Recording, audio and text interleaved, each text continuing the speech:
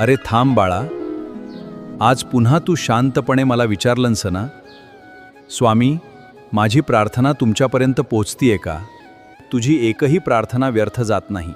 तुझा प्रत्येक अश्रू मी पाहतो, तुझी प्रत्येक हाक मी ऐकतो आणि तुझ्या मनातील एकही शब्द माझ्यापासून लपलेला नाही.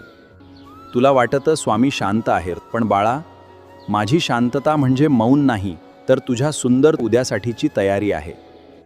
मी तुझ्यासाठी अशी वेळ घडवत आहे, ज्यावेळी मिळालेला आनंद कोणीही तुझ्यापासून हिरावून घेऊ शकणार नाही. आज फक्त संयम ठेव. उद्या याच दिवसाकडे पाहून तू हसत म्हणशील, स्वामी, थोडा उशीर झाला, पण तुम्ही दिलेलं सर्व काही योग्य वेळी दिलं.